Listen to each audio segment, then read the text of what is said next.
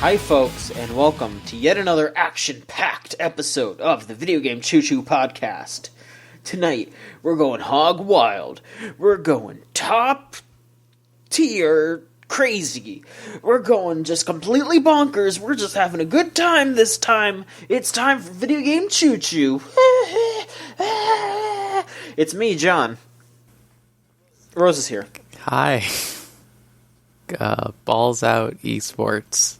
Yeah, we're ready. This is the new esports podcast. We're going to talk about the sports that are E.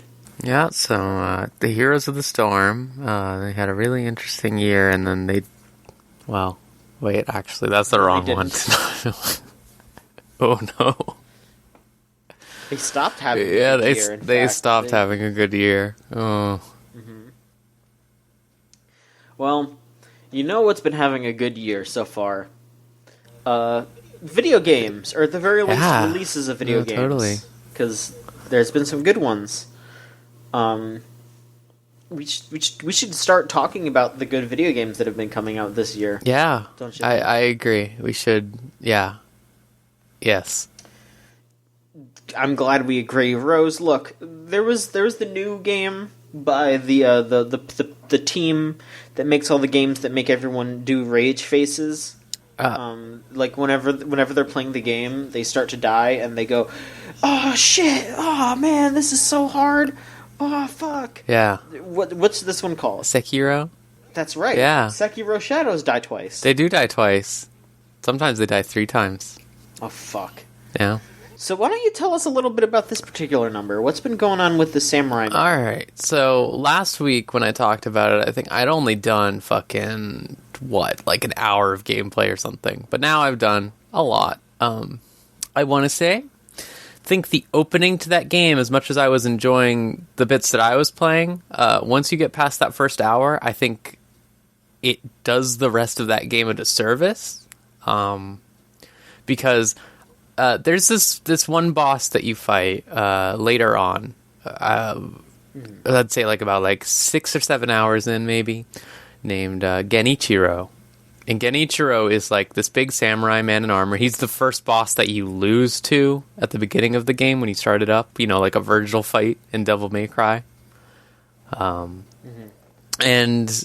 that fight is fantastic. That fight really brings together basically every move that every enemy will use against you in that game. Like they're using swords, they're using fists. He's using his bow to aim at you. Like you have to figure out all these patterns on him, and then when you beat him, it's really good. And it's oh wow, I get how most of the enemies in this game work, because most of the enemies in the game are people. So oh yeah, he does all these different things. Most enemies only do one of those. So now I've got it. I realize what all those enemies are going to do. Good learning moment. The opening of that game immediately pits you up against a gigantic ogre who is not like any of the other enemies in the game and does attacks that only it does. And that's the first boss you have to fight. And I've seen that is pretty weird. Yeah, I've seen people lose against it for hours and get discouraged and stuff like that. And I'm just why did they do this? A lot of the couple of the other bosses are a little gimmicky as well. It's very weird. I feel like they should have maybe started you off with maybe just a couple samurai dudes or something.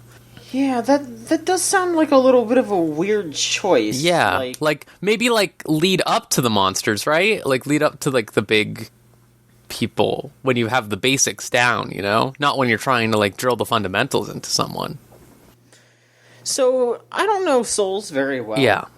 But would you say that, say for example, in original Dark Souls, there's that, big demon with the huge axe? Yeah. Or, how they introduce you to Bloodborne?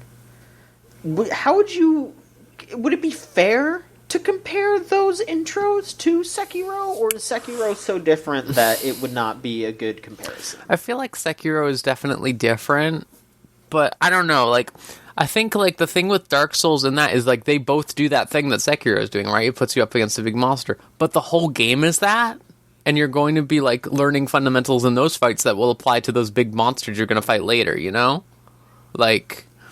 When you fight the big Titanite demon, he's using a giant hammer, stuff like that. That teaches you, when I'm going to fight a dragon later, to look out for the tail the same way. It will function, similarly. And that works, but, this ogre that you fight just does like giant like sweeping grab attacks. It does like constant chains over and over again that you can't really deflect and stuff like that. And it's just like, well, this doesn't really drill in the fundamentals really well. Like I feel like the Genichiro fight does. Okay.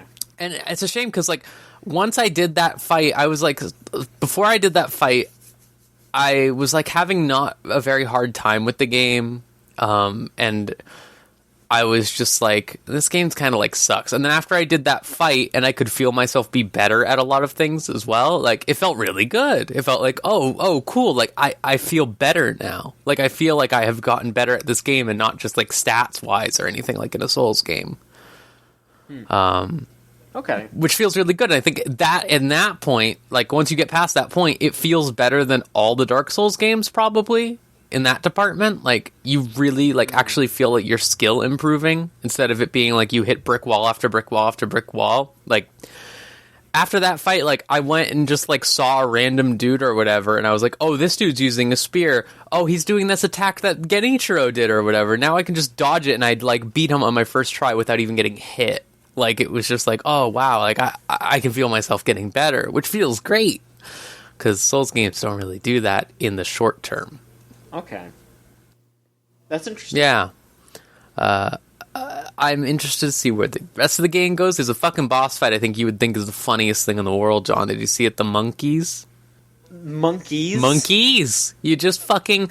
You ring this bell, and all of a sudden you're in this, like, floating, like, hallway system, and these fucking monkeys come out, and they're dressed in clothes. They're just normal monkeys. They're not, like, big. They're just small little monkeys, and they're wearing fucking clothes and glasses.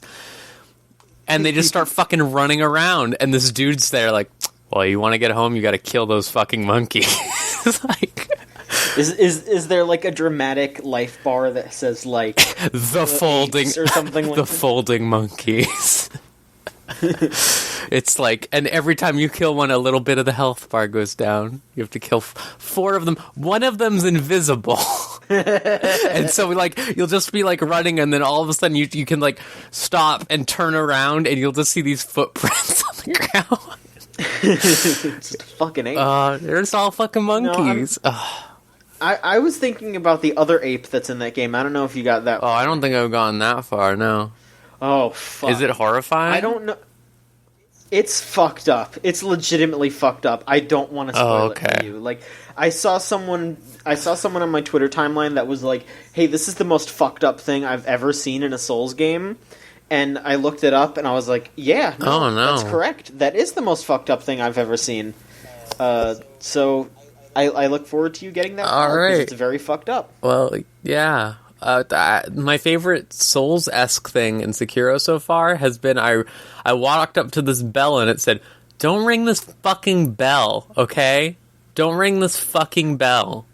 And then you can read another note on the bell that says, if you ring the bell, I mean, something might happen. And I'm like, what? I'm like, okay. And I rang the bell, and then it just like was like, there's a little demon in your pockets now. Kind of sucks and makes everyone want to hurt you more, but hey, you might get more treasure. And I was like, oh yeah, that's Dark Souls right there. Like, fucking, like, a little fucking demon, and you can just, like, press a button to remove him, and then you can ring the bell to get him back. And I'm like, what the fuck is this? Like, that kind of whips. Yeah, no, it's totally. I think this game. I feel like people saying that it was harder is absolutely because, like I said, it has a really rough opening, and it doesn't. It takes a while for your skills to get there. But unlike that, like Souls games, where it's like, oh, this is hard, then you get to, like, brick wall, like Ornstein and Smo, and you're like, and then you get to another brick wall, like, I don't know, Nito or something, and you're like, oh, this is so hard. It's like, oh, things were hard, and then they get easy. Because, like, you think, which isn't something that, you know, traditional Souls games would do, really. It's just, it's a lot more interesting. It's weird. I wouldn't say it's a very good stealth game, if I'm being real with you. It is a stealth game, and you can do stealth kills and stuff like that, but it, like, for people who are looking for stealth games, I don't think it's really that. I I've been seeing a lot of people try to play this game by like just blocking all the time and stuff like that, or like trying to like hide and zip around, and it's like they seem to be having a rough time with it. And like this game is a lot like Bloodborne in the sense like you just need to go in. You just need to fucking go in over and over again. And I sort of... It's kind of a shame. Yeah. Because I feel like they were presenting that game as something that it's almost not capable exactly. of. Like to a degree, you can sneak around in like the normal enemies and stuff like that. And sometimes when an arena is set up for it, you can do a stealth kill on a boss to remove one of their health bars. But like, so quickly will it break in ways that a traditional stealth game wouldn't. And there's no way for it to be like as high stakes in an interesting way as a stealth game. Like, for example, like, you kill someone, right? Their dead body falls to the ground. No one else is going to notice that. They're not going to walk... They're just going to walk by the dead body and act like nothing happened. Mm-hmm. Which is, like... Like, I don't know. Like, it's... On one level, it's good for what that game is, where it's like, you want to do everything fast, right? You want to do everything fast, and you don't have to worry about that. But on another level, it's like...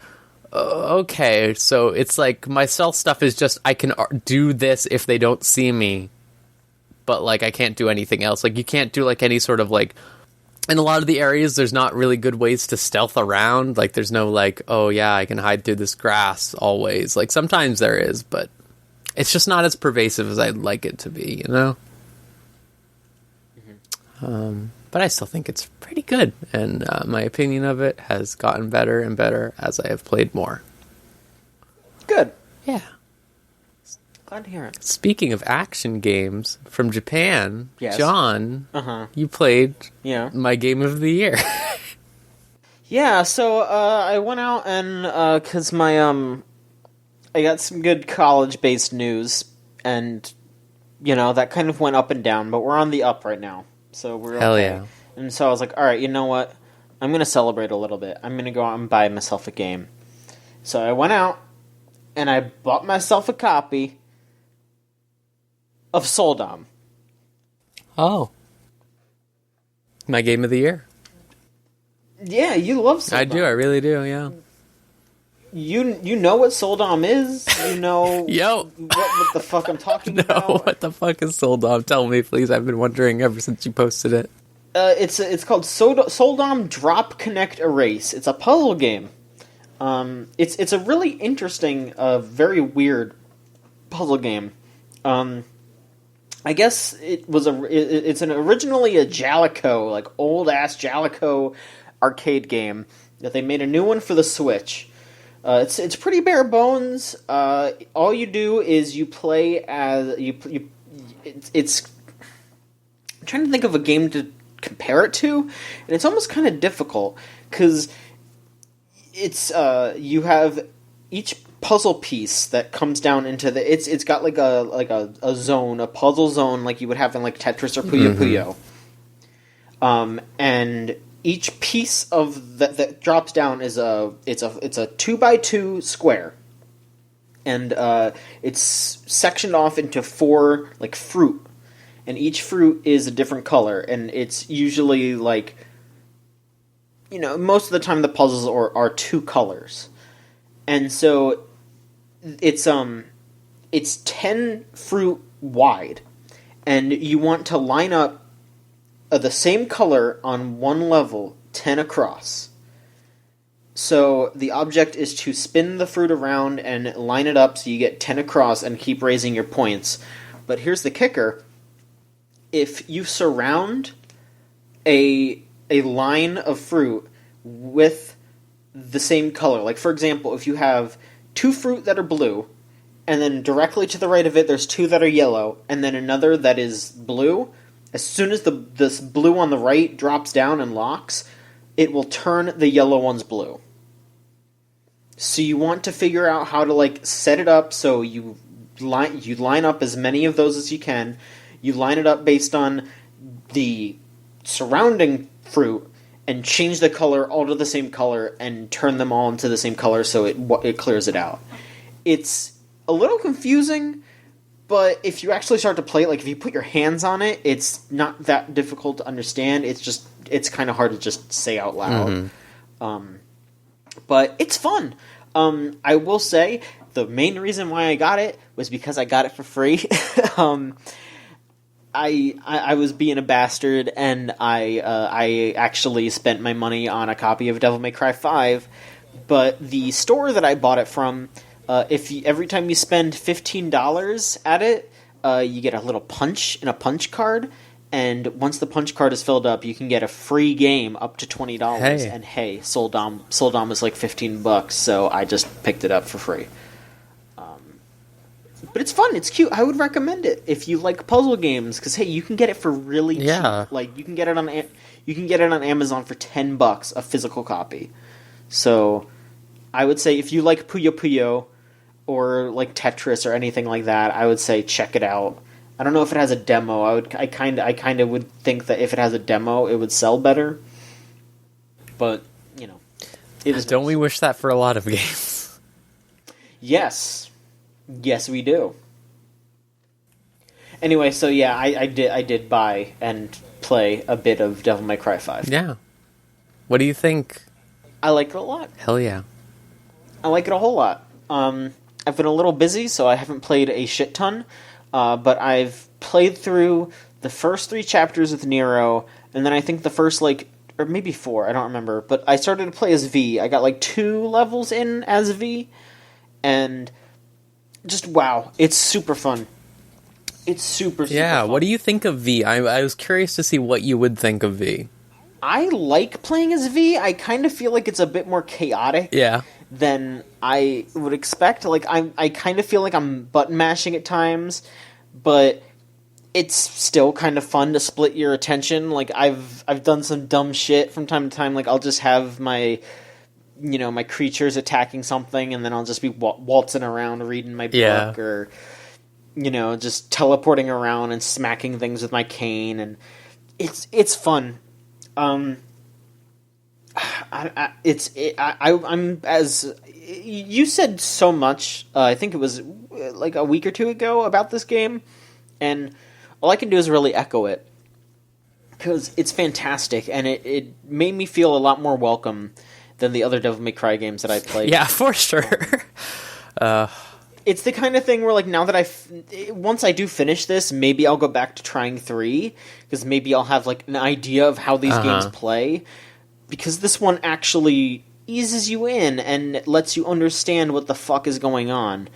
I haven't played as Dante yet, though, so we'll see how that goes. I'm guessing it'll be fine because hey, he's got a million moves in this game, and I'm just going to fuck around. I mean, the thing with Dante too that's good is that, especially over 3, is in 4. What they did with Dante that I really like is, it used to be you had to select a fucking style, right? You had to put on fucking, you are Royal Guard Dante, and stuff like that. In 4, they just made it a button press. So you're just, able to switch to that stance in, with, the drop of a hat. Literally instantly. Which makes it a lot easier, and makes it a lot easier to, say, be using Gunslinger and Swordmaster when you don't want to mess with the, tricky dodging or guarding and stuff like that. So it makes you be able to play Dante how you want to play Dante, which is a lot better than That's good. 3, for example, where it's just sort of Dante plays like this, you have to play like this. Now, did they introduce that in 4 or 5? Because you said 4. 4. They introduced it in 4. Okay. They 3, they just had it be you equip a style on when you go to the save statues or whatever. But in 4, they just made it it's just press a button. It's good. That is good. But no, yeah, it's fun. It's funny. I'm just having a good time hanging out with those characters. So far, I really like Nico and V, just because Nico's hilarious. How her banter bounces off of Nero. She's such a shithead, and it's great. And then V is just the biggest nerd in the world. I love it so much. Just him just strolling around. Just your fucking man from Burger tweet was making me laugh. It's true. Yeah. But yeah, no, this game is winning me over a ton. I'm so into it. I love it a lot. I'm I'm glad I got over myself a bit, because I had such performance anxiety, but this game is just so much more welcoming and so much more fun than I could have expected. Like, I'm getting S ranks on like all the missions that I'm finishing too, which is a good feeling, because something that I'm happy about is that, and it's a lot more reasonable for your gameplay too. Is that, I mean, I don't know if this is just something how it is for human, because I am playing on human, so, you know, me getting S ranks might not mean that much. No, it does. It means something. Alright, so, what I like is that you get points not based on how you finish the fight, but just how you perform during the fight. Because you'll get an S rank in that fight, and then if you get hit after you get that S rank, or if you drop it, or if like an enemy runs away and you can't get to it in time to continue, you'll still get S rank level points at the end of the fight. Yep. Which is that's just a really good way to do that. It's way better than Bayonetta. I say this as a big fan of Bayonetta. Like, the whole, like, especially with Bayonetta, one of my biggest problems is the time thing. Like, yeah, like a lot of that stuff is just very, what's the word? Oppressive, almost. Like, it scares you. Because it's harder to get in cool combos even if you're worried about the time. Yeah. Like, give me time to fuck around, you know? If you want me to do something cool, let me mess around for a bit. Jeez. I like what DMC5... I like pretty much everything DMC5 is doing. I like it a ton. It's definitely very fun. Hell yeah. And then, real quick, I will mention, I finished on the stream... I finished Touhou Luna Nights. Oh, how was it? I haven't finished it yet, but it seems pretty good. You're talking about DMC5 being your game of the year. I think that's my game of the year so It does seem very John, I have to say, like, just from when I was playing. Extremely John. Yeah. It is an incredibly good Metroidvania. Like, I think I talked about it before, but it's like, it's just, they just made a Symphony of the Night parody. And a really, really good one at that. It's a Symphony of the Night parody where you're also Dio Brando. Yeah. I feel like the moment when I was playing that on stream... I was streaming it for my girlfriends, but the moment where I was like, oh, I think John will love this, is just saving on a phone, like right next to a vending machine. I just thought, like, oh, John will love this. Like, that's... Yeah, no, I think one of my favorite things is the vending machine. When you drink from the vending machine, you get, like... your character Sakia like throws the can on the ground, and you get like a little bonus if you throw it in a garbage can.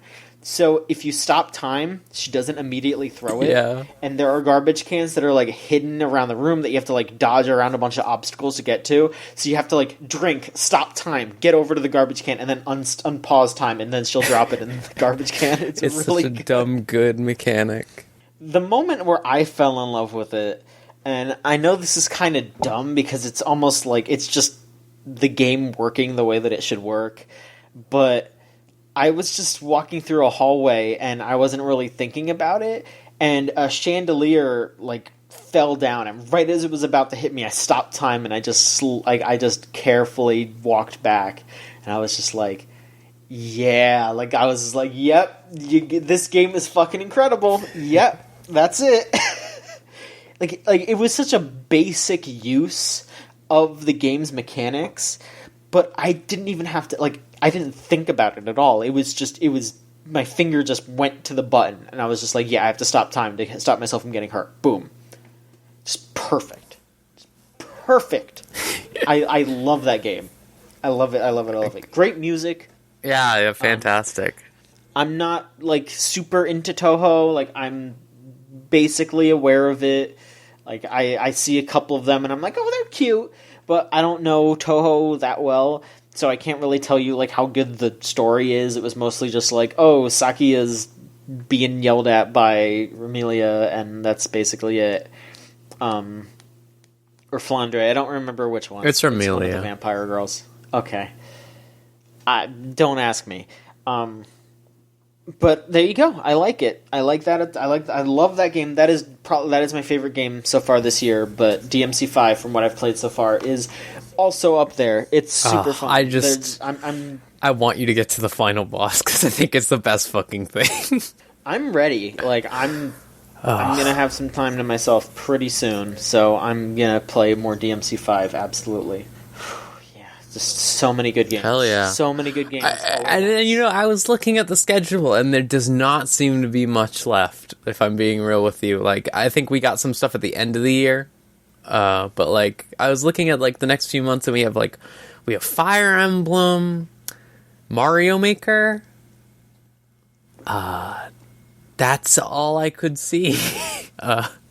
Yeah, that's, like, I don't know. There might be some stuff that I care about. Like, I'm excited for E3 to see what people announce for the rest of the year, but I'm not interested in, like, anything. I mean, did you see? You saw what Suda said earlier today, right? You fucking never did. You know, that actually, this is a good segue. Today Bethesda was saying that, like, they're not gonna have, like, fucking anything at E3, basically. They won't have Starfield or the Elder Scrolls 6, which means it'll probably be, like, Rage 2 and, fucking Fallout 76 DLC or something. Which is rough. But the main reason I wanted to talk about that is because there was this funny story going around from a developer who made Morrowind this week. And they were talking about how, like, Todd Howard as a boss was, like, so disengaged from everything that you could just basically do, like, a few simple things to get anything by him. And what they would do is, like, they were working on a game that was just like, yeah, so this is just going to be the Somerset Isles. It's going to be, like, boring islands, very simple. And then they were like, what if we did a bunch of really crazy bullshit and then told Todd Howard that it was because we wanted to make it like Star Wars? And Todd Howard was just like, oh yeah, Star Wars. And my favorite specific thing was how they were talking about how when they want, like, Morrowind is a bunch of fucking weird ass monsters, like the mushroom things you ride around on and stuff.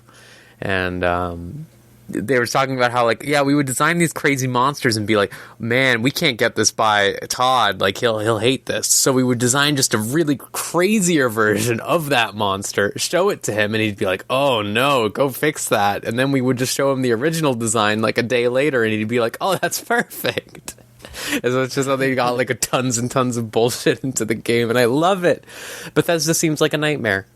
Yeah, that's not a surprise. It's not, but, like, woof. The idea that, like, Elder Scrolls 6 and, like, Starfield are being developed at the same time is, like, is that a good idea? I don't know. Because Fallout 76 sure seems like they don't know what the fuck. Fallout 4 even seems like they don't know what the fuck they're doing. Like, I don't know. I used to really like Bethesda games when I was a teen. I liked playing Oblivion. I still like playing Oblivion, and even Skyrim, honestly. Granted, a lot of that is mods, but still, like, that framework is something that you know no one else really does that much, and when they do, it's two worlds. But I wish that they would just get it together. I don't know. I wish they would get it together. It feels like no one really knows how to, like when they start streamlining their games, like, no one knows how to make that, like, balance between, like, keeping one for people who like the more complex stuff and then, like, having the streamlined version. You know what I mean? Like, how Fallout 4 is just super streamlined and they're like, yeah, that's how all the games are going to be now. Whereas I feel like a good balance would be like, oh, we'll make Elder Scrolls the complex one or something like that, right? But, like, no one does that. Like, Nintendo, the same thing when they were like, Paper Mario doesn't get to be an RPG anymore because we have, the Mario and Luigi games. And then they made the Mario and Luigi games super streamlined also. And it was like, okay. So, okay. Yeah, a lot of companies these days are scared to make niche games. Which is crazy, because look at Resident Evil 2 and DMC, right? Like, look at that. Or even Sekiro. Yeah, Sekiro, exactly. Yeah, Sekiro, fucking Activision did that, which is crazy. I watched the, like, Did You Know Gaming video about that, and, like, I think From Software said in interviews, oh, yeah, no, like, Activision just basically gave us the money to do it. They barely told us what to do, and that's fucking crazy. Yeah. Like, Activision wouldn't touch that shit. Like, that's nuts. I wonder if they did the same with Platinum, honestly. I wouldn't be surprised. I mean, I would think They probably gave them too short of a time frame for them. I think that's the problem with all their games is that they had to rush them. Well, I mean, Platinum's always infamous for their small budgets and like literally running on shoestring stuff all the time. Yeah, that's that. That's So speaking of the big companies, there is of course the weekly bad news. Yeah. Here's our segment. I'll play like a sad French horn or something like that. Like, yeah, the weekly bad news of a bunch of layoffs. EA has been hit by layoffs. They let go of 350 people, which is 4% of their workforce. Sure is. Hey, you know what? Like, I think you were saying at least this time they seem to have promised that they will help those people to some degree, but also fuck that.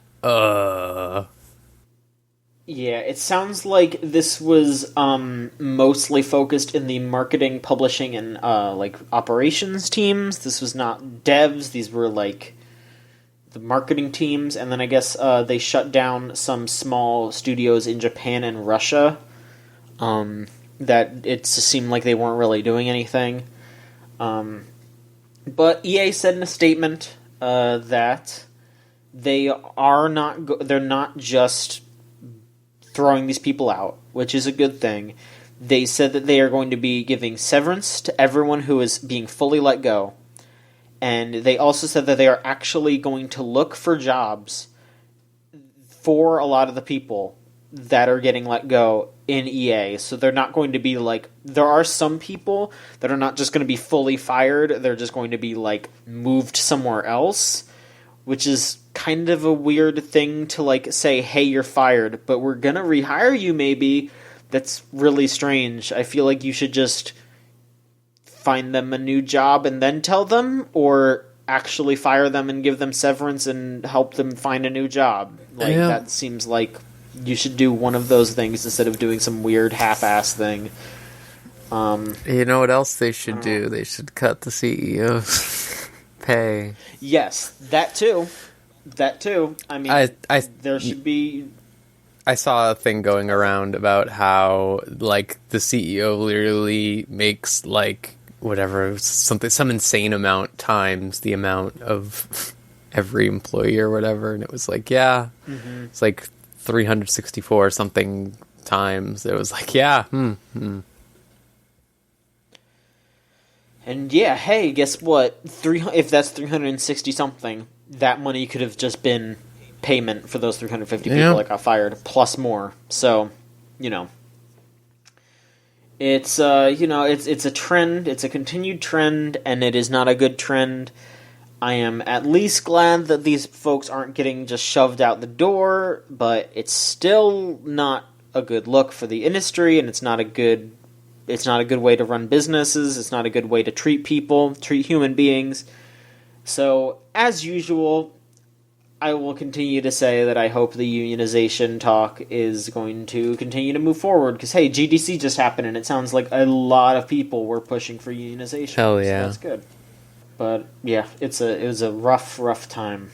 But, I don't know, should we keep talking about stupid game companies and the people that run them, or do you want to talk about games that you played? I'd love to, well, let's just fucking finish the segment, and then we can go back to, like, just nice times, Let's just... Alright, I got one more bastard of games to talk about. So, PAX is happening right now, as we record. Borderlands 3 got announced at this PAX. Not only that, but they announced that there's going to be some kind of Game of the Year edition for Borderlands 1, which seems late, because it's been... It already existed. Like, this is just them porting it to new stuff. I think, like, the PC version didn't have it or something, and, like, now it's just like, you'll get upgraded to that for free or something like that. Mm-hmm. And I think they are adding VR they're adding the DLC to the VR version of Great, 2. everyone loved that one, right? Yeah, they're adding like 4K enhancements to the Handsome Collection, which I guess if you have a PS Pro, that would be nice. They're porting Bulletstorm to Switch for some fucking reason. Is the Duke Nukem one? Yeah, great. It's called like Duke of Switch for some reason. Oh. It's like Bulletstorm Duke of Switch edition. Oh God. Which that's not even like a joke or a pun. It's just like yeah, I guess like, so.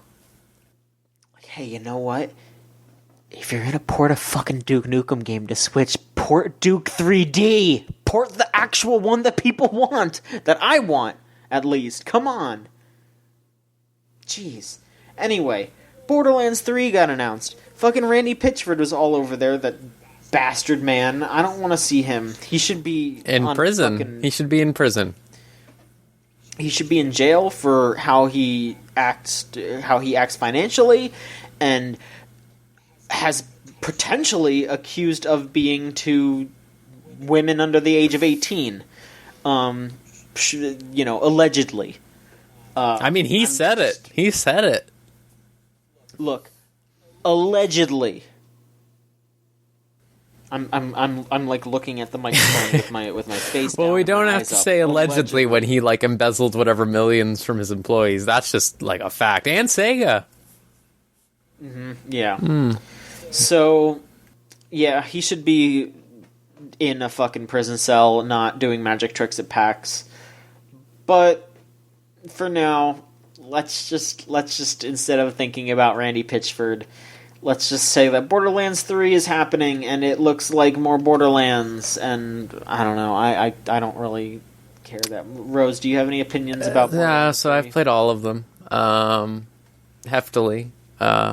It's because, 4-player co-op games make good for having multiple girlfriends. Yep. And, I don't know. So I really liked Tales from the Borderlands. As did I. Yeah. And, unfortunately, this probably isn't going to be written by those people who actually seem to have a grasp on some sort of concept of comedy. Instead, it looks like... I joked about it on Twitter, but people have been joking for months about how, every time a new meme comes out and dies quickly, like, this is going to be in Borderlands 3 and it's going to suck in, like, 3 years or something. And then, like, they come out with the fucking epic sax guy, which is, like, one of the oldest YouTube memes at this point, like, immediately in their trailer. And it was like, this just sets the tone for what that game is going to be, really, doesn't it? It's going to be, like, all ancient memes. Again, like, not even, like, a trying to be modern.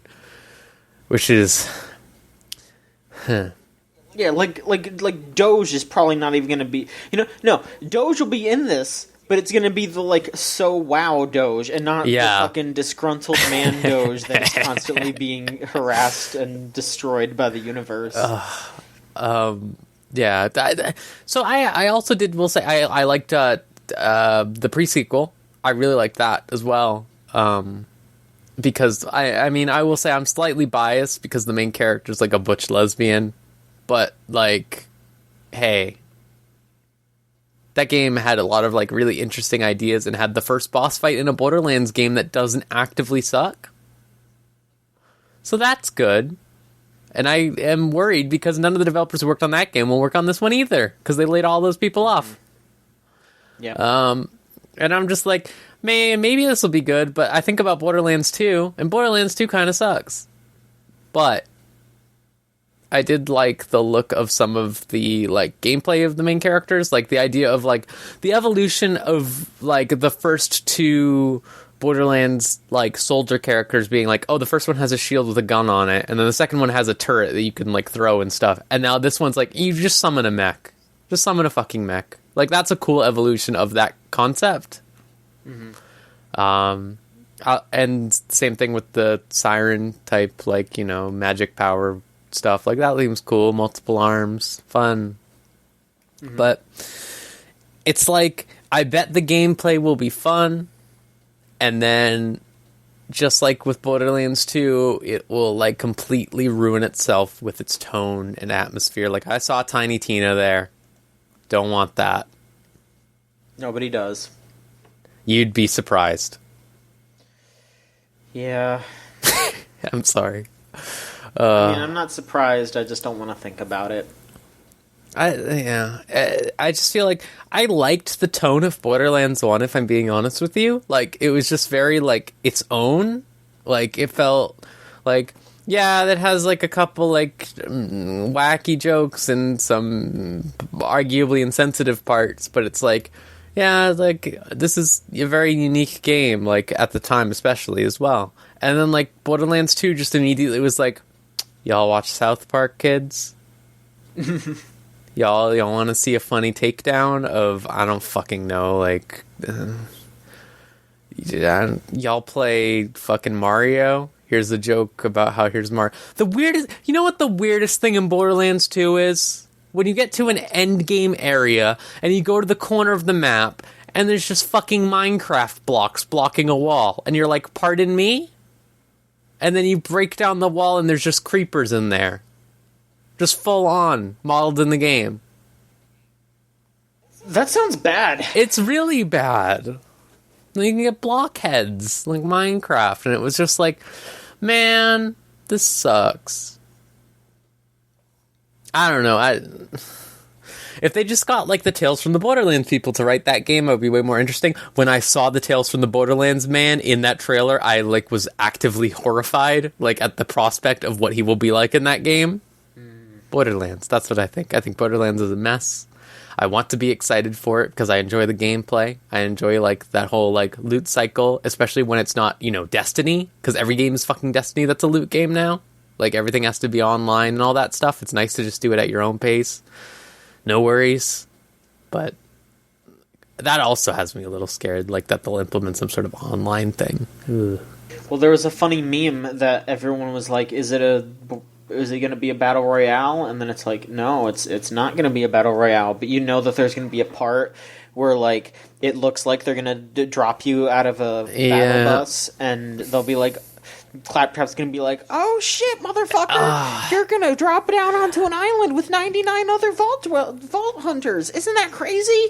Whoop whoop. And then you're going to drop down, and it's just going to be like a bunch of psychos instead, and then Claptrap will, like, call you up on the radio and be like, we didn't have enough money to actually do that, so it was just a little humor. Oh shit. And then he's going to, like, sing Chocolate Rain.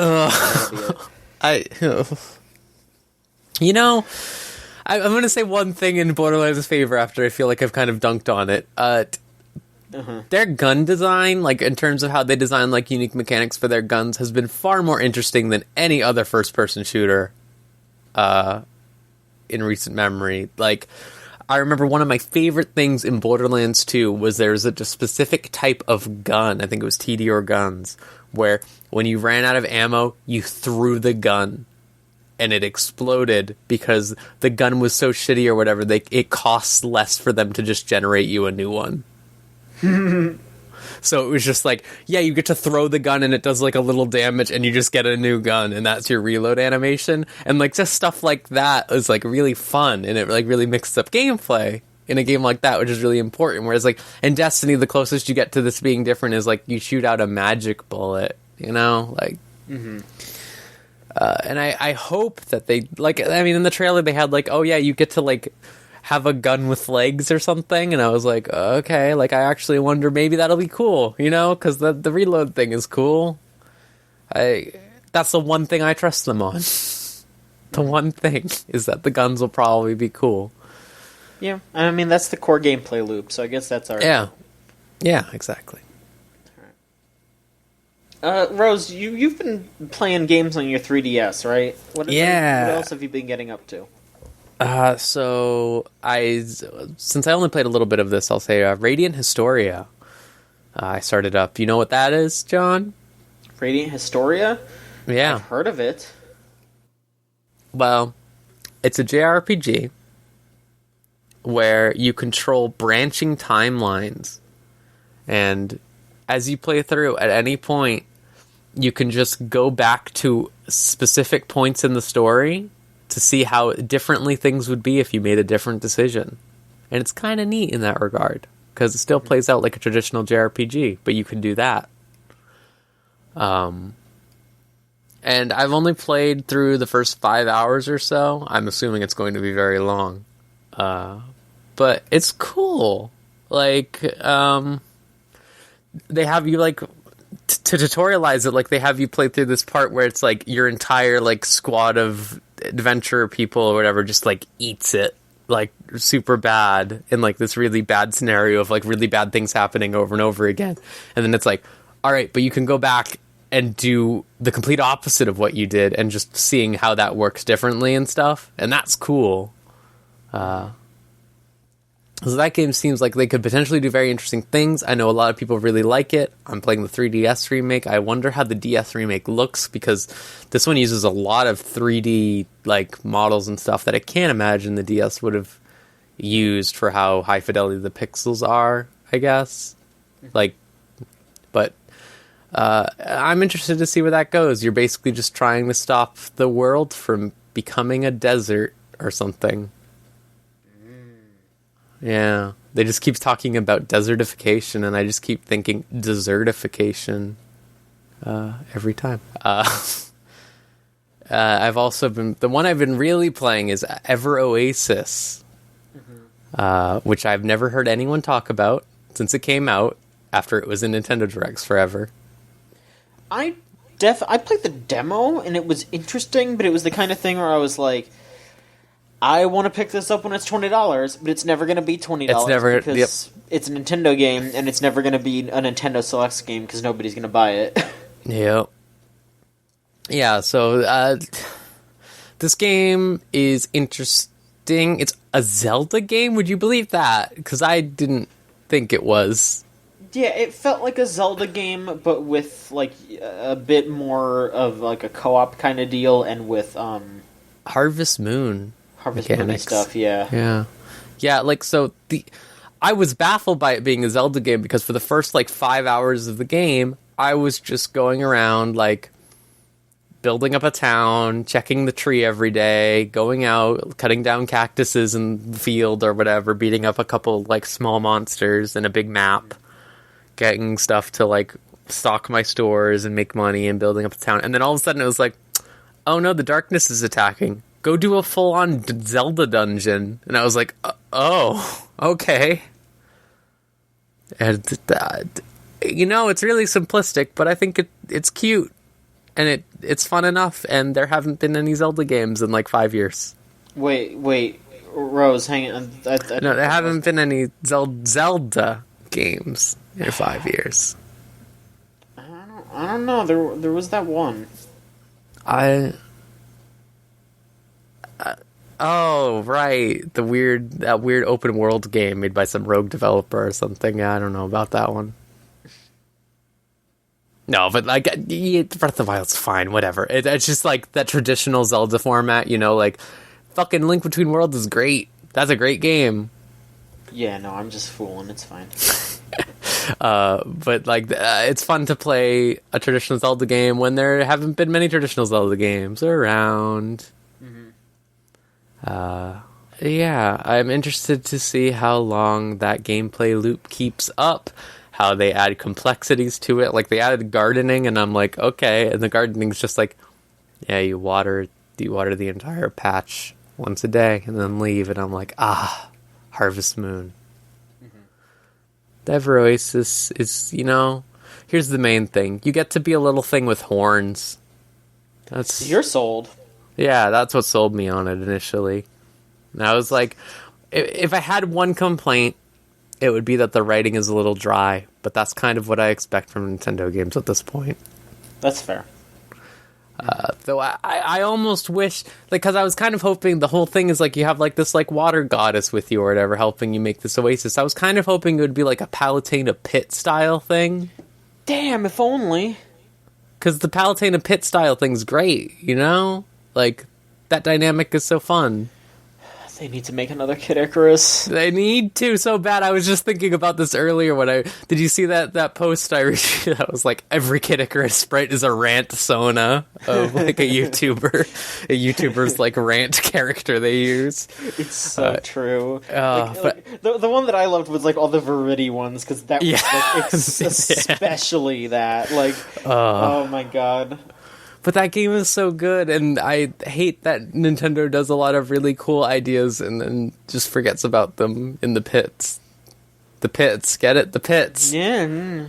Well, it's because they have fucking Sakurai by the short hairs, and they don't tell him to do. They don't tell him to do anything other than Smash. Because, like, I feel bad because Sakurai just has this like fucked up mindset, where he's basically just like, I need someone to tell me what to do, and I'll do it. I'll kill myself for you. And I just, like, I wish that he wasn't working for Nintendo, because I don't know how, like, you know, they're a corporation, but I don't know how much they're being like, oh, Sakurai, you need to get Smash Bros. Out, and you need to do it right fucking now. Or if they're just like, yeah, we want you to make another Smash Bros., and then Sakurai just, like, goes, alright, and then he just, like, sticks an IV in his arm, and he's like, I'm gonna be up for 3 days straight, and they're just like, okay. Because I honestly feel like, from what I've heard, it seriously seems like it's more the latter. Yeah. Because there's so many interviews where he's like, oh, they tell me to go on vacations all the time, I just don't do it. And it's just like, well, you can't really tell him what to do, because he's like a freelancer, and also he's Masahiro Sakurai, but it's like, he's killing himself, and I just wish someone would just sit him down and be like, dude, take a fucking break. Like, oh my god. Me too. But also tell him, hey, you don't need to make Smash Bros. You don't need to make a game with 80 characters and 100 and something stages and all that. Like, make something smaller. Make a Kid Icarus, make another series, do something smaller. What if they were just like, here, you can make a Kid Icarus on something that won't destroy your hands? What about that? Yeah. I mean, they should just port Uprising to Switch. That would be great. Yeah. But they're not going to do that because it's in the past. It's bad. It's a bad idea. Getting real sick of Nintendo shit, gotta say. I am the big idiot Nintendo fan, but I absolutely agree. They need to be a normal company, and they need to fix their shit. I wouldn't even say, like, normal company, because they're also bad. They need to just be normal people. They need to be normal. Like, think about things instead of just being like... People have always said that Nintendo doesn't follow marketing trends, but in a way I feel like they follow their own weird idea of what marketing trends are, almost. Like, they get, like, these weird perceptions in their heads of what their games have to be, and then do them. Oh, absolutely. Like, and sometimes that works, where it's just like, oh, yeah, no, they decided that Mario and Zelda need to, like, kind of go back to their roots, and, you know, we'll argue about Breath of the Wild or whatever, but, like, Mario, hey, guess what? They made another Mario 64. Yeah, that was fantastic. A really good idea. Yeah. But it's just, like, sometimes their dice roll works, and, I feel like that dice roll would work more often if they just paid more attention to the world around them. Yeah, like, at all, because it's, like... So Splatoon, here's a good example of that. Splatoon 2, the Octo expansion, genius idea, right? That's fantastic.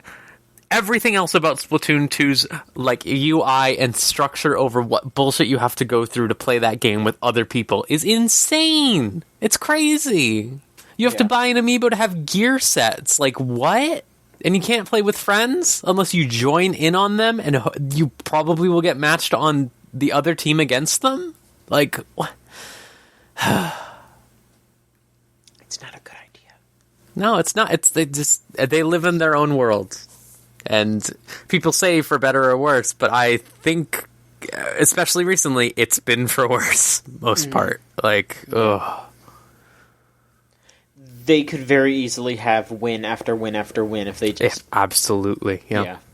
If they didn't have Hey Pikmins out there. Mm-hmm. What I'm saying is that we need to put Miyamoto into retirement and don't let him enter the building at all anymore. Yes. And let everyone... there was like some interview a little while ago where someone was saying like, every time Miyamoto came by my desk, I was terrified because I was assuming he was just going to tell me to destroy everything that I had made at that point. And the other guy was like, haha, Miyamoto likes you. And he's like, does he? And I was just like, man, that sounds great. That sounds like a great working environment. And it just tracks with like everything else that has been said about him in recent years. Like the Paper Mario team being like, yeah, we made Thousand Year Door 2 basically for Sticker Star. And then Miyamoto came over and was like, this sucks. Don't do it. Ugh.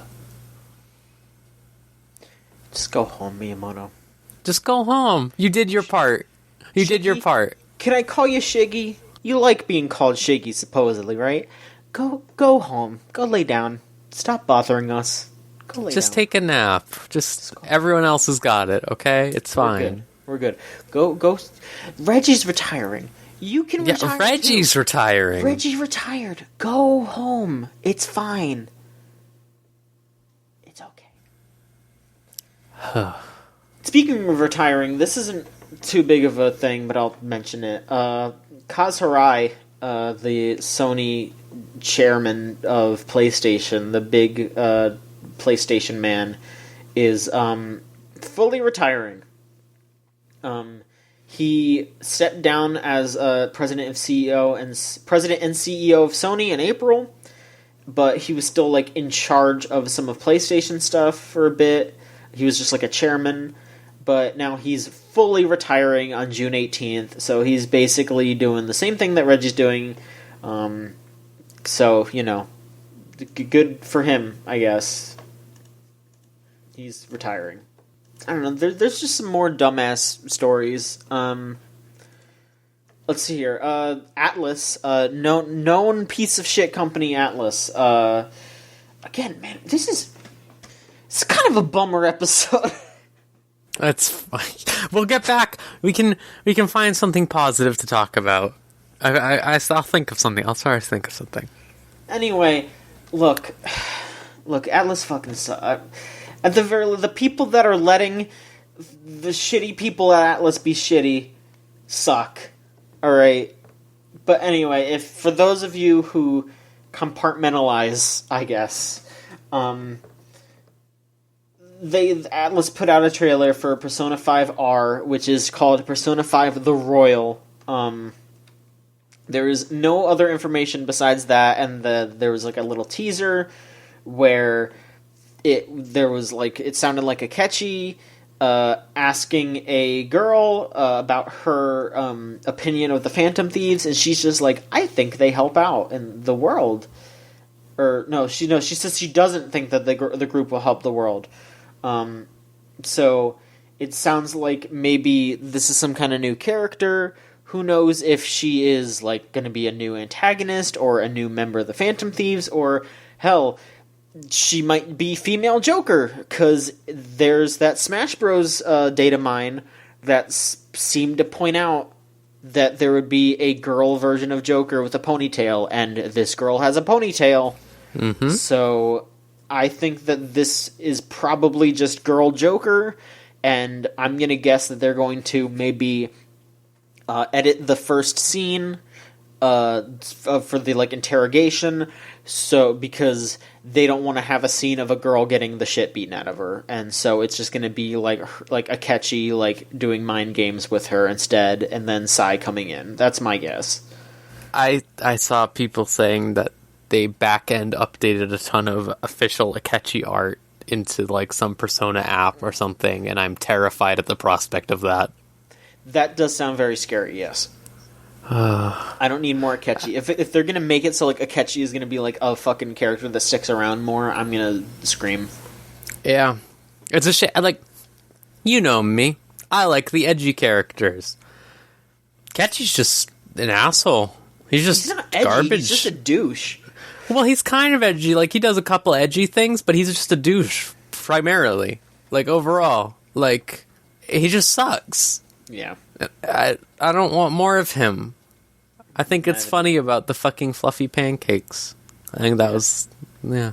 It's a shame, because I really like Persona 5. I do too, like, obviously it has its faults, but I still think at the end of the day I enjoyed that game quite a bit. Yeah. And I'm just gonna, every time Persona comes up, I'm just gonna keep banging that drum of, I'm glad that the guy who directed this one isn't gonna be on this one, because every fucking, like, little leak from people that work at Atlus, like, everyone who is saying things under the radar, they're like, yeah, he's the one that's doing all the homophobic shit.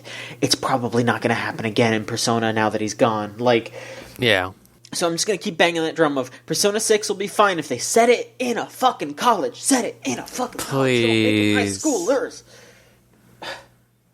I think of this about, like, so much media, like, in general, like, not even just, like, I mean, yeah, Riverdale, like alright?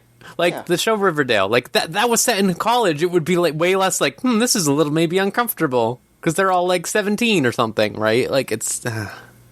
I just feel like too many creators think about their age, and maybe, like, the age of the people that are going to be consuming it, in a sense that, like, oh, well, it's not that weird for a 20-something, 30-something-year-old person to be dating, like, Takemi. But it's like, no. You're playing as an underage person. Yeah. John could date Takemi easy. It would not be illegal. Yeah, but... Not in Persona Land, though. Anyway, but yeah, so... It's a damn shame if it was in college and, like, what if it was in college and you could go date Kawakami, who is, like, a school teacher or whatever, and just, like, be fine. You're an adult. Exactly. But yeah, they said that there's going to be more information April 24th, because that is during the Persona Super Live concert. Oh, yeah, I love those. Those are good. Even if... Though they take up slots in Persona dancing games that maybe they shouldn't, perhaps. Yeah. And look, the Smash Bros. Bastard is logged on.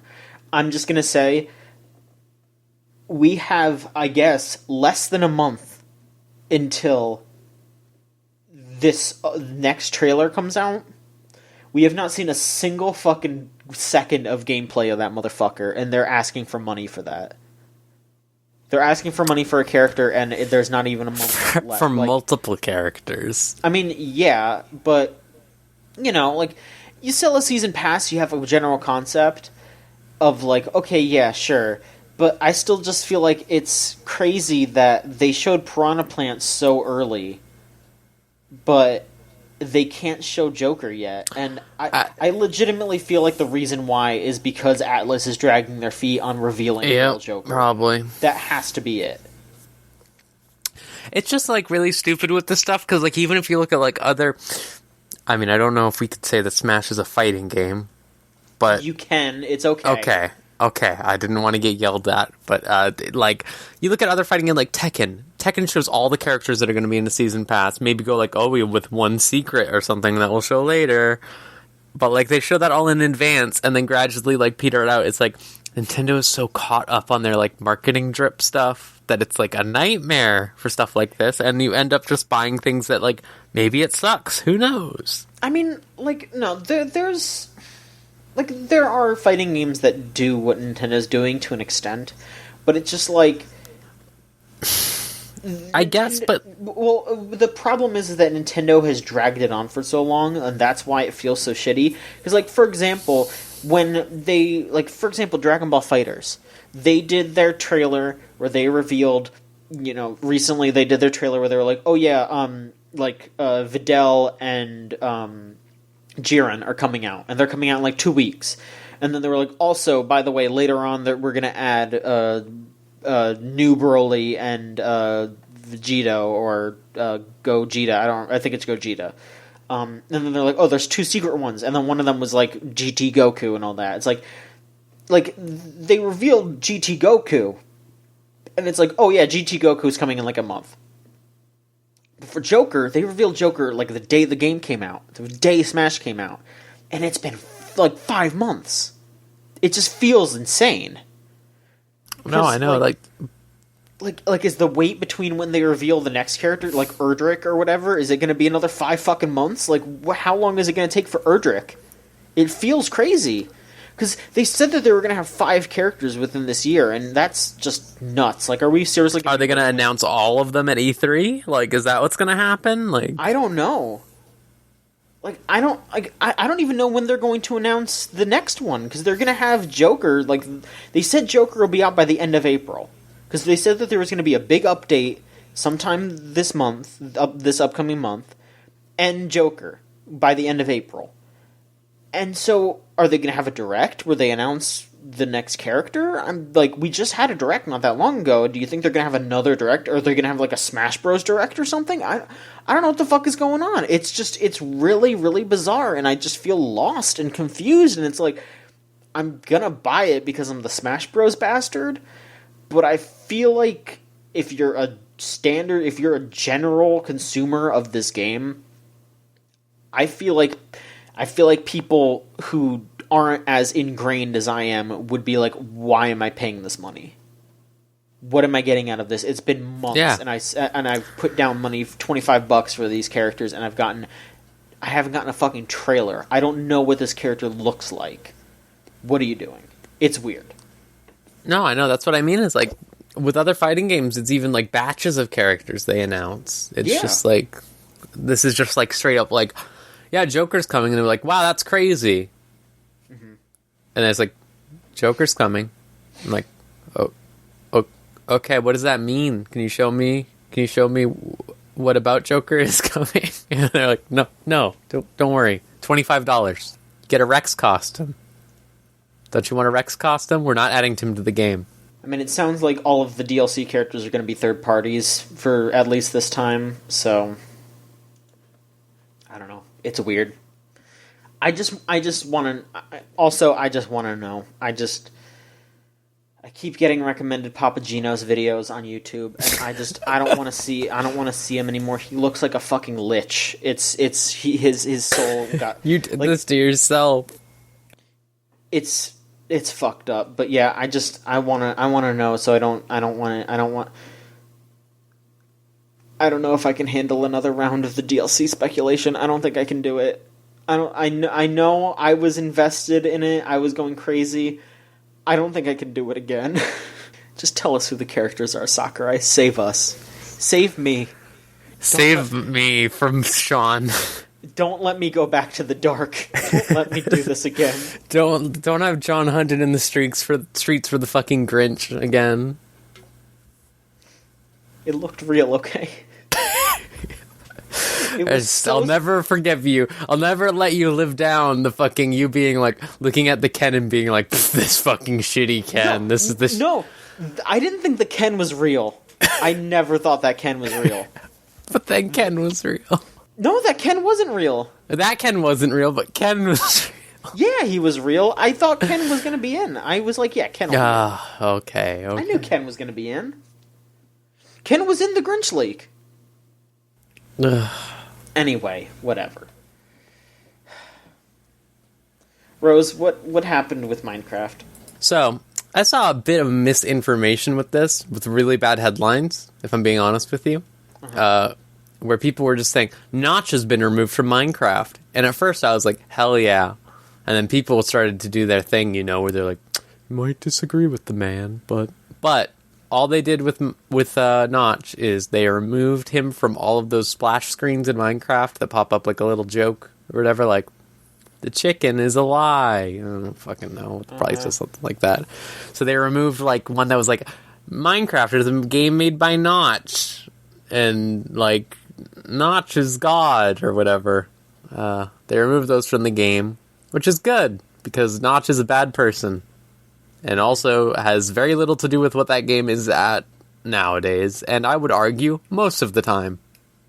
They apparently already did this before once. They renamed Notch's Apples, which was a thing, into, like, Enchanted Golden Apples or something.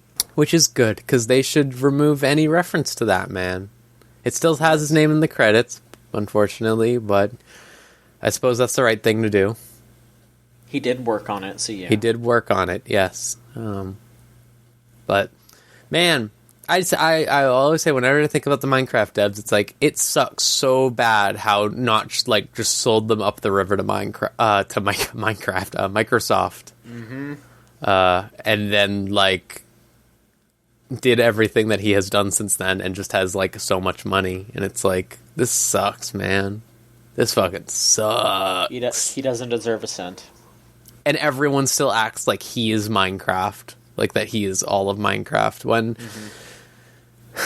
I mean, he didn't even come up with the original idea for Minecraft. And then, like, the Gens man, who's the lead developer, I believe,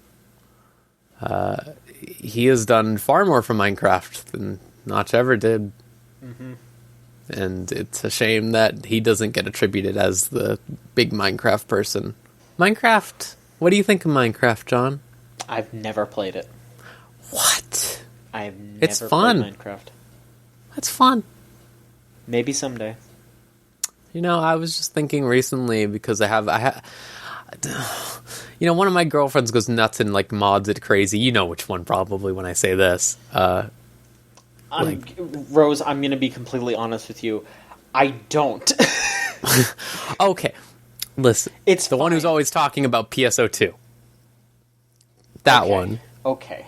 Goes crazy with mods for Minecraft. Like puts in like a ton of mods every like month or so, and just like get the itch again. And I've been thinking like maybe I should play Minecraft again because I used to go a little wild with it. But what I would do is I would download this mod that put in a bunch of little animals you could keep as pets and stuff, and then just like make like this big house full of like little foxes and like babies and stuff like that. It was really cute, you know. That sounds good. Like you could name them and stuff like that. You could like give them little like saddles and stuff or like hats, and it was cute. It was like, oh yeah, this is how I want Minecraft to be. And that's kind of my problem is like, but the most fun I had with Minecraft was playing it on the Xbox 360 because of how they streamlined crafting and stuff in that version. But I could never do the little animal stuff on anything but PC. And that's kind of where I'm at with it right now, is it's like, I've never really liked the appeal of the way crafting works on PC Minecraft, where you have to put the fucking sticks in the slots or whatever every single time. It just ends up feeling boring. But I loved that. I loved having that house, that nice little house with all the little baby animals. So I keep thinking of playing it again recently. Absolutely. And maybe I should to celebrate not just demise. Yeah, rest in peace to that guy. Alright. You're gonna talk about your fucking Gollum game, John? There's that you put in all caps Gollum here? Game. Gollum They game. announced the official game of Gollum. Great. That's just what I've always wanted. The official Gollum game. It's being made by Daedalic. Daedalic? I don't know. The people that made Deponia. Daedalic. Is Deponia the one with the shitty man? I don't know. Okay. I don't know anything about Deponia. Me For the either. longest time, I thought it was a Brony game. It sounds like one. But yeah, they say that it's going to be coming out in 2021. So this is a 2.5 year wait for the Gollum game. It's coming out on PC and all relevant console platforms at that time. So PS5 and next Xbox or whatever else too, you know. It says here that it's going to be about Gollum in between what happens in The Hobbit and Lord of the Rings. So it's just going to be Gollum fucking up, bungling, being a jackass, doing all kinds of Gollum shit. I can't wait to play as Gollum. He's gonna be like, the fucking ring, and he's gonna like try to eat the ring or something. I don't know. Okay. I went and checked, and so it's going to be a point-and-click adventure game, more than likely, because that's what Deponia is. Yeah. I will say that I was right in that Deponia is the game that is like just about a really shitty man just being like an epic asshole or whatever. Hell yeah. Yeah, I love that. Hate that. All right. Mm-hmm. Love the like prospect of that being Gollum now. Like that's really good actually. Thinking about that, like I'm just gonna be like, fuck you. Gollum just being an absolute bastard and nobody taking that Fucks shit. you. We'll just say all the time. Gollum just like trying to flip you off and people just like grabbing his finger and like ripping it around like people like shoving Gollum downhill. This sounds way better than like Epic Misogyny Man or whatever. Like, this sounds way better. Yeah, I just want to see Gollum just constantly getting owned. Oh my god, I will pay the money to buy the Gollum game if it's just got like Gollum constantly being berated, like just walking down the street and people being like, "Fuck you, Gollum! Get the fuck out of here! We're sick of you! You smell like shit! Get out of here!" Just, what if it's just like with brooms? Just like fucking like Monkey Island Gollum? It's that style of fucking. He's just more of a fuck up than Guybrush 3. Yeah. Just, like if Gollum does anything cool in that game, then it's a complete disaster. Don't make Gollum cool. Don't make him do anything neat. Like, I know that he's like friends with the giant spider or something. Make it. I don't even know how they'll do it, but make it so he bungles into that. Like, have him like fall down a well or something, and then the spider like tries to bite him, and like it breaks its teeth or on like his fucked up skin. And so Gollum thinks that he's friends with the spider, but really, like, the spider just can't kill him because, like, his skin is all fucked up. That would be a good one. Anyway, yeah, Daedalic, call me. I want to write for the Gollum game. I'll write for the Gollum game. Also, I know that it's called Lord of the Rings Gollum, but I think it should just be called the Gollum game. It should just be called the Gollum game. No Lord of the Rings branding whatsoever. No, not at all. I mean, it's just called that. The Hobbit game is just the Hobbit, right? Like, hey, fuck it. The Gollum game. The Gollum. And it's just like Gollum, arms crossed, sunglasses on the cover. No. And then like on the bottom it says like how Gollum got his groove back. No, we're not going that far. It just has to be the Gollum game. Rated AO. If I saw a box in the store, alright, I want to make sure they have to do one crucial thing, which is they leave out all company logos and everything. It just has the ESRB that says AO and the Gollum game. That's like the perfect game. I'd buy that instantly. I see that at the store and be like, oh fuck. The Gollum game.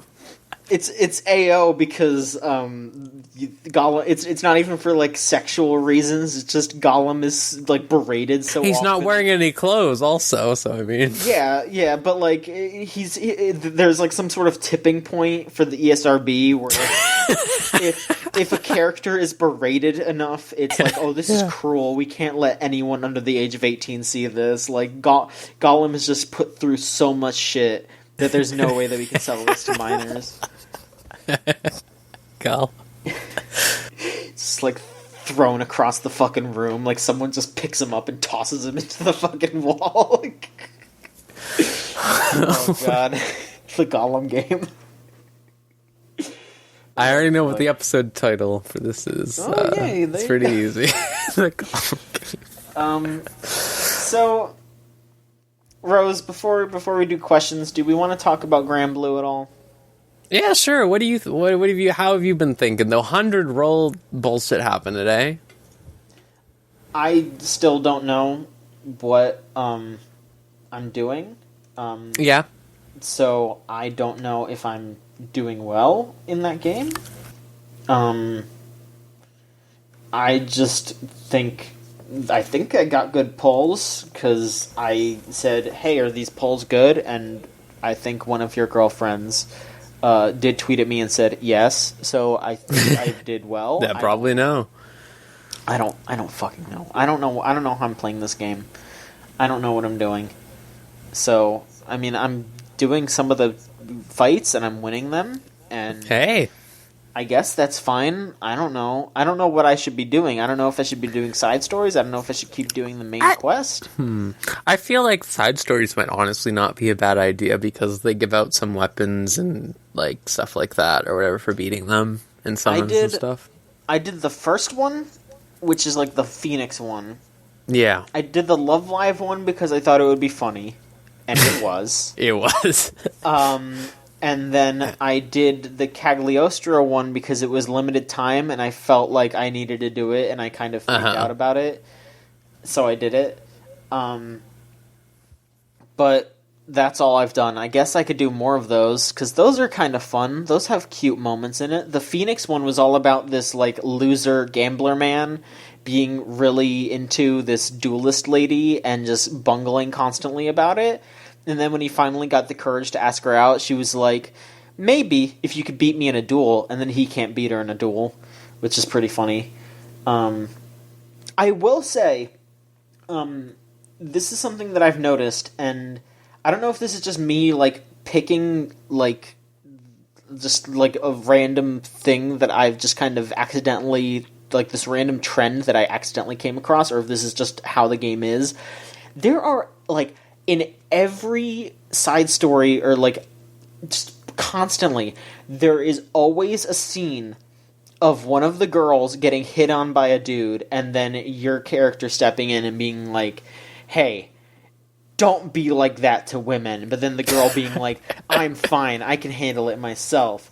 And then, I mean, she does, but it's just like, it happens constantly. Like, every fucking side story, there's always, like, one of the girls being like, I'm so happy being an extremely powerful and smart woman. And then, like, it says, like, skeevy man comes up and goes, hey. And then it's like, no, I don't want to date you. I'd rather go out with someone like player character, because they have chivalry. And I'm just, like, sitting there, like, stains on my shirt, like, picking my nose, like, huh? Oh, yeah, I'm definitely better than this guy. Like, you know, like yeah. No, totally. Like, it is definitely a weird trend. I appreciate that in later ones when they do some of those. They're, like, a couple of them are pretty good where it's like, since you can play as a girl character, you can see they're like, you bothering my girlfriend? And they'll just be like, oh, shit, I'm sorry. No. And then they'll be like, yeah, I hate men. And I'll be like, oh, okay. I guess me playing as a guy is maybe... no, definitely. Definitely, I feel like that's definitely what their intent is, though, right? Like, for sure. I mean, yeah, but, like, I know this might be a bit surprising, but, like, I don't get into, like, the whole, like, I don't when a show or a game or anything like that is trying to do something like that to me, it doesn't affect me. Like, if there's a character that I end up liking, that I like, oh, hey, I think this character's hot, like, that's completely separate. Yeah, you don't want them to be like, oh, you are God to me. How could you be so good? I'm like when it's like that, I'm just like, no, because, like, I just feel like if someone was like that to me in real life, I'd be like, what the fuck? No, what? Like, I would just want to be a person to them, and, you know, if they're just like, of course, if I had a friend that was getting like harassed by a guy, I would step in, but I wouldn't want them to be like as soon as the guy left, I wouldn't want them to turn to me and like put their hand on my chest and be like, you know, John, if you came up to me and hit on me, I'd feel a lot better about that. I'd be like, do I have to bring you home? Are you drunk? Like, I'd feel weird about it. No, yeah, totally. Like, nobody talks like that in real life, you know?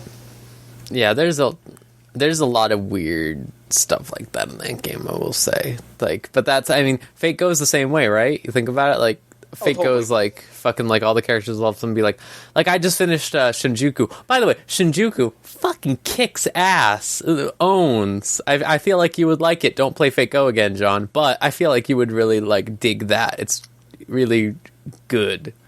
But, like, there's, like, multiple scenes where Saber Alter and John Alter are both like, so, we gotta fuck. Yeah? Or, like, let's go on a date. This is unrelated to me saying you'd like it, but, like, it... I was gonna say, like... No. What do you... what? No, but, like, that's what I mean is, like, it's, like, the same exact thing where they're trying to be like, please spend money on us, player son. Like... Because I was gonna say, I was like, I'm gonna get in trouble if I say I like that.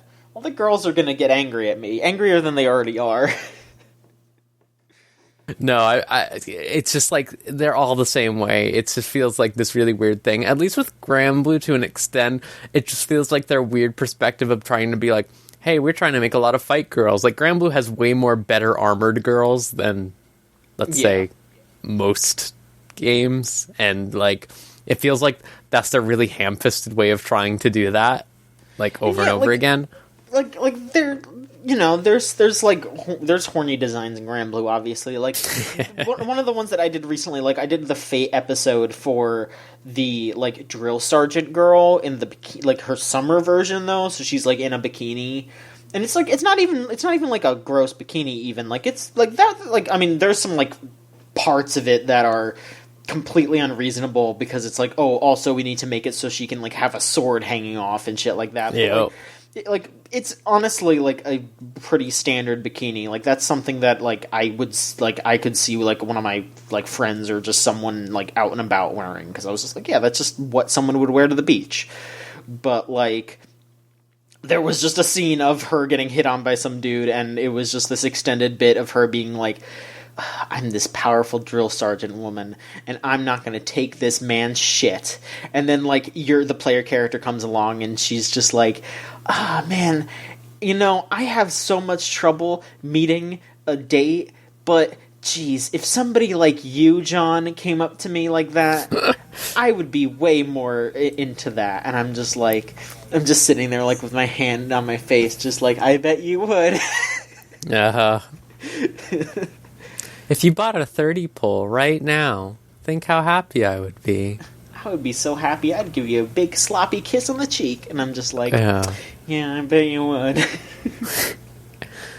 But yeah, I'm still having an alright time with it. Good, yeah.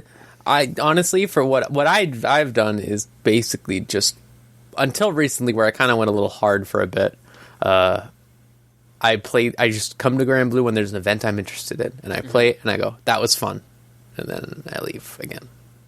That seems like the smart way to do it. Like, I'm not going to go hard, but I'm going to, like, keep playing, like, a little bit every day just to level up stuff, because I maybe once I hit a point where I have, like, enough characters, and they're at a good enough levels, so I can, like, swap them out and use them whenever I want, then I can do something like that where it's just like, oh yeah, no, there's an event coming up, I'll play the event. Alright, that's it, I'm done. I don't need to worry about grinding or drawing or anything. Yeah, so, exactly. I mean, it's cool that game actually has that option, though, because Fate absolutely does not. Like, no. You need to play Fate every fucking day, or you get behind. Yeah, no, one of my roommates just started playing, and, like, they're behind, like, they can't do, or in the last event, they couldn't do, like, any of the max level stuff, so they were just having a harder time with an event than, like, even in Granblue, like, you don't really have that problem, because, like, you can do all the raids with multiple people or whatever that they usually make you do for a current event, so it's just like, yeah, you just can play through the story on your own, finish it, get all the get out of the story, and then you can still get good stuff that will help you with the help of everyone else, like who do have stronger teams and stuff like that, and everyone gets the same stuff. It's great. Like it a lot more. Honestly, it feels like the gacha game that's been the best about that. Like, I've played the Kingdom Hearts gacha game. That's not fantastic about that stuff either. I've played, like, fucking Honkai Impact that I was talking about, the Bayonetta one. That one's, like, the same problem. It's like, yeah, you just have to do hard stuff that maybe you just can't do. And it sucks. So, you'll definitely get to come back and play the Code Geass event when you really want to, because I know how much you love the Code Geass. That's Solon. Solon likes Code Geass. I know. I'm making a joke about it. Your humor doesn't fly here. Okay, geez, see. All right. All right. Let's move on to questions. If you want to send in a question, go to videogamechuchu.tumblr.com/ask, and you'll sound like these folks. Anonymous asks, Five Nights at Freddy VR coverage when? No. No. I mean, what's there to... you know what? I'll cover it right now, okay? John, you fucking see it? Yeah, I see. Oh, shit, there's a fucking bear. Looks like fucking shit. It looks way worse than even Five Nights at Freddy's does. Normal Five Nights at Freddy's. Oh, shit, it popped out. Oh, right. It's gonna bite me. You know how in Five Nights at Freddy's you have to look at the fucking monitors and press the button or whatever? and how that's just like a couple button presses. You have to move your fucking hand and head in VR to do anything. Can you see that working well? I don't. Imagine, like, having to move your whole fucking hand around, and the whole time the controller's freaking out, right? Because it's fucking VR, and it's freaking out, and you have to touch precise things on a monitor. Sounds great, doesn't it? The only thing I want is Ray Sype to play it. Because I want him to be like, 5 Nights at Freddy's in VR.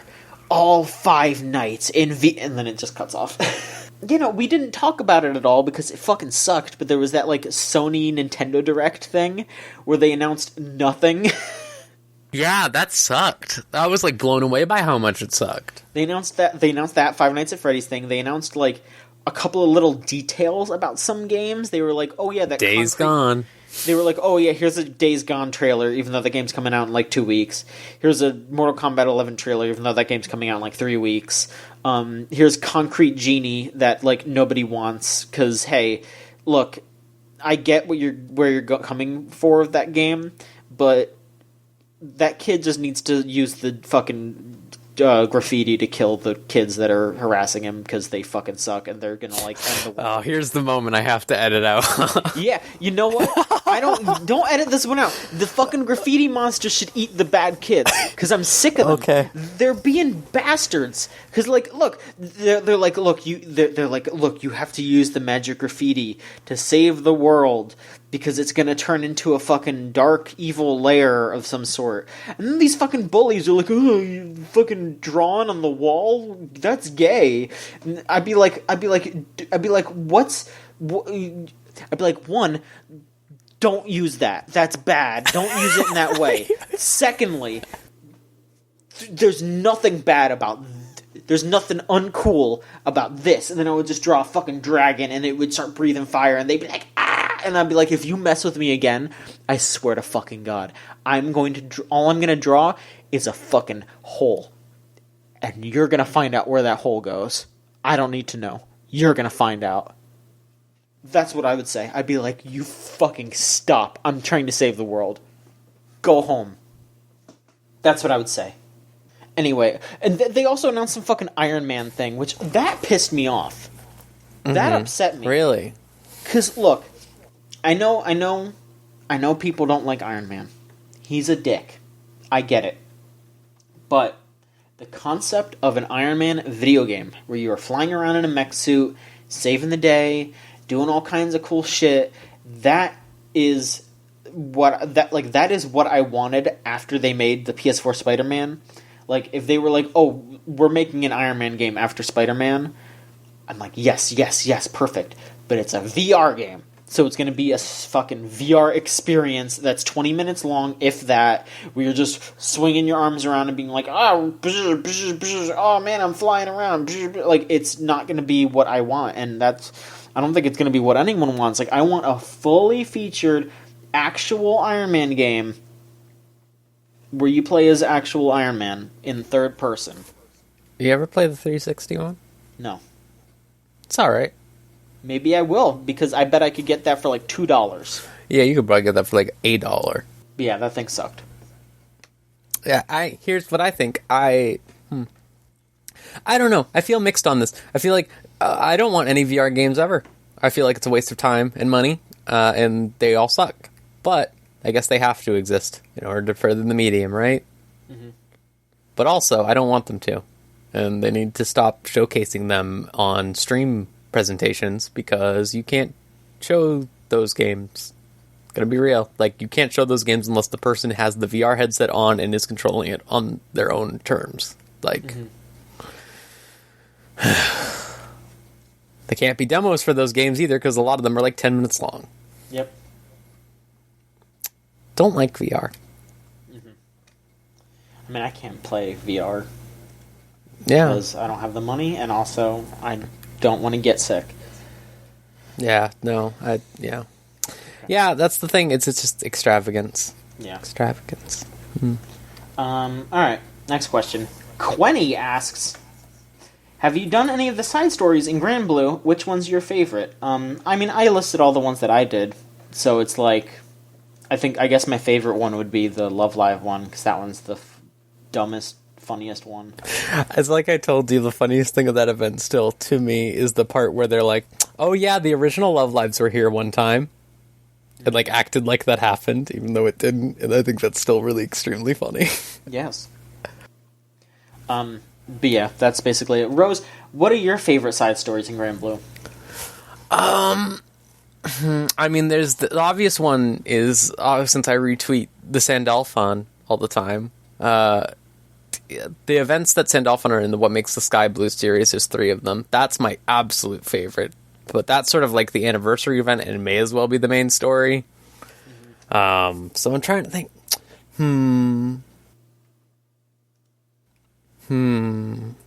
Let me look at a list. Sure.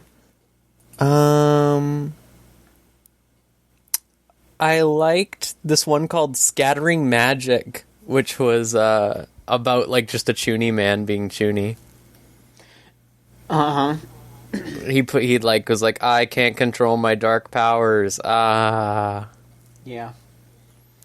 But have you done the Robomi ones? Robomi? Robomi? I don't know. You should play those ones, John. I think you'll like them. They're like a fucking like Sentai show bullshit joke event. Okay, maybe I'll do that if I have it unlocked. I don't know. I think it should be. There's like 3 of them. I don't know if all of them are in there, but I think 2 of them are or something. The thing I like about those events is the most recent one, they actually like really experimented with how that game plays. Like there was a part where it was like you get turned into like a Sentai monster or whatever, and you could, if you did the event, you could get a costume for your main character that just makes you look like those monsters, which owns like just like a shitty little pink monster or whatever, or like a fucking floating eyeball ball orb or whatever. Yeah, it was really good.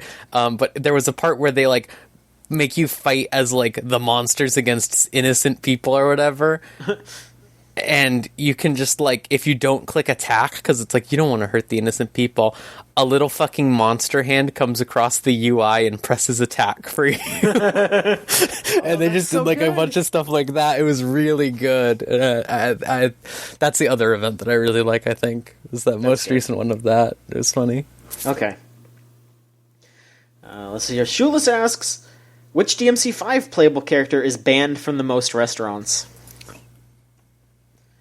Dante, probably, right? I'd say V might be banned. I feel like most restaurants would actually be okay with Dante, because in my mind's eye, I see Dante going in, eating all their food, maybe breaking some shit, but he would definitely be the kind to pay for everything and then also like give them a little extra money to be like, look, I broke all this shit, fix it, and improve the place. Like, I think that's what Dante would be like. So people would be like, you know what, just let him break shit. It's fine. In an ideal world where Dante has money, maybe. Do you think he doesn't have the money to do that? I don't know. See, I don't know these things. Just get a couple chapters in, John, and you'll see okay, Dante's state. So he's broke. Okay, so maybe Dante then. Maybe Dante, but V would definitely be banned just because of how annoying he would be. He would definitely walk in, like he would walk into the fucking McDonald's or something. He's reading to himself at the table. He would walk into McDonald's and they would be like, "Oh, hello, sir. How can we take your order?" And he'd be like, truly, the amount of choice at this establishment is one that is nearly unparalleled.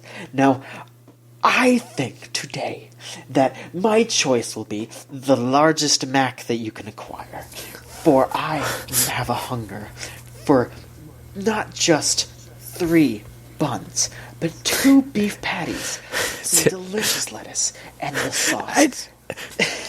I just imagine him like reading the book and being like, 2 beef patties amidst the buns, a sea of sauce to gulp them whole. So it is written. Closes his book and they're just like, so like a Big Mac? And he's like, he just makes his fucking shithead grin he always does. I don't know. I just see him like flipping out and like going nuts over each ingredient. Like, Nero's the only one allowed, right? I think we can both agree Nero's just allowed. He's just normal. I mean, honestly, I feel like they all just need to have Kyrie just go out and get food. Oh, absolutely. Yeah. I think Nico's not playable, but if we were allowed to just say any character, No, this is Nico would be the playable, one banned. Yeah, Nico would be the one banned if it was anyone, I think. Oh yeah, she would be crashing and shit. She would just be like... She would just, like, be a real asshole to the service workers, I feel like, honestly. Just based on her. Yeah. Yeah. So why can't I smoke in here, huh? Yeah. God. But yeah, I think, like, Nero's the closest, but I feel like he'd give people lip a lot. And they'd be like, alright, dude, get out of here, you're being a dick. Yeah. I feel like the only time is, like, if someone, like, if the cashier, like, made, like, a little, like, side, like hit on him, yeah, like, he would just, like, what you say? And then just, like, blow up his hand or something. How would Virgil be at a dining establishment? Here's my question. He would be asking for their fucking, like, you know, when you go to some, like, chain restaurants and they have, like, the, like, good for your heart section of the menu. He's taking those, he's eating all those, and he's just like, yes, indeed, I need gotta stay healthy. Which of these food items will give me the most power? Excuse me, do you really put food like this on your menu? Disgusting. Foolishness. Okay, so we say this, but my other theory is that Virgil would be obsessed with doing eating challenges. Oh, yeah. Yes, absolutely. I feel like, yes. I feel like that's how him and Dante get banned, is if they're going out together to eat or something like that. Dante's just, Virgil's just all of a sudden like, Dante, I bet I could eat 77 burgers. And Dante's like, 77 burgers? Watch me, fucker. And they just start fucking going crazy, and they're like, please leave.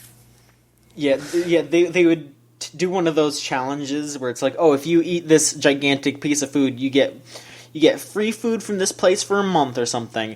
And then they would eat one really quickly, and then they would be like, give us another one. And you know, and then Virgil might be mean about it, but Dante would just be like in the middle of eating like the third one, and he'd be like, hey, does that stack? Can I get like 5 months free? And they're just like, alright, get the fuck out. That's what I think. I gotta agree. I just, I don't know, like, the more you'll see of Devil May Cry, I just want more Devil May Cry. I just want more. I want a fucking actually good Devil May Cry anime. I want a slice of life Devil May Cry anime is what I want, really. After seeing the way Virgil interacts with everyone, it's fucking... Yeah, see, I don't have all the characters pinned down, so I'm sorry if any of my claims were unsubstantiated, but, you know, I got an idea from, like, social media, you know? I see how people talk about these characters. Anonymous asks, Bethesda confirmed that they are using photogrammetry, the same tech that's used in The Vanishing of Ethan Carter, in the upcoming Elder Scrolls 6 to capture realistic environments. What dumb shit should they capture in hyper-realistic detail for the Elder Scrolls 6? They should find that exact rock that they scanned in Final Fantasy. Final Fantasy 15. They should. That's a really good rock. It's a really good rock. They should scan an Octus cosplayer in there too while they're at it. They should find good game design. Oh, no, I'm sorry. I will say, the one thing that I really like is there's that old lady on YouTube that just plays Skyrim all the time. Oh, yeah, I saw that. They actually brought her in, and she's going to be an NPC in the game, so that is very cute. I like that a lot. That is cute. I would like... maybe some magical effects. I don't know. Like, maybe, like, if you can, like, make those, like... You can make, like, glaciers appear or whatever. Like some really good ice magic you could do or something. Make those glaciers look really fucking good. Oh, I know who they need to scan in. They need to scan in the dude that does all those Oblivion videos. What, the Wait, oh yeah, oh fuck yes, the fucking the dude that just like does the fucking animations like exactly. The brothers, yeah, the two brothers who, they do a fucking Oblivion LP. I don't know if you've ever seen it. It's fucking great. God, maybe I should watch those. I just watched all their videos. I'm just scan that guy in eating the apple and just have him be like a just a weird wizard or something. So whenever he does some weird shit, that's just like how Oblivion was animated. They could be like, yeah, he's just weird, but he just acts how Oblivion was. That'd be pretty good. LaFave brothers. That's who they are. It's great. Yeah, they should put and he talks like an Oblivion man. That would be perfect. Like in the game, like everyone else is talking like modern whatever Elder Scrolls, and then he just goes, "Have you heard of the High Elves?" All flash and no subs. Stop right there. Violated the law. Gwa. God, I think my favorite one of those videos is the one where he at the pool, because he like goes all the way around to try to shoot the bow and arrow, and then he falls in the pool and does like the perfect swimming animation. It's so perfect. Fuck. I've been watching a lot of Oblivion videos with my girlfriend recently. Like fucking. There's one account that's just been making them forever, and I have to send some of them to you, John, because they were making me lose my mind. Like, please do. Just there's one where like a man like is just like saying like, they're doing fines all over town. You can't get away with anything without losing your life savings. And then all of a sudden, like, he exits the conversation and he's crouching and walking around, and like he walks over to a table and steals something. And the bartender goes like, "You wretch, you filthy scum, you steal from me." And then he goes, "Good afternoon." And she goes, "Oh, good afternoon." Like, it's just over and over again. And then like every time they stop talking, he's crouching again and sneaking around. Oh, those games, they need to keep that. That's what I want to say. They just need to keep bullshit like that in instead of the fucking... But bullshit like that with photorealistic people. Exactly. Let's see here. Harlequin Wheels asks, what would be the wildest old meme to be inexplicably resurrected like Doge, and how would it change? Asking because I just saw a picture of Awesome Face on Wikipedia, and that's fucked up. Courage Wolf. What would Courage Wolf do? Start saying like legitimately assuring things. Like, sure. Do your best out there. It's brave just to be alive. Stuff like that. It should just be like a normal wolf, though. Yeah, that's true. I'd appreciate that. I'm trying to think. There's so many fucked up memes out there. Me gusta.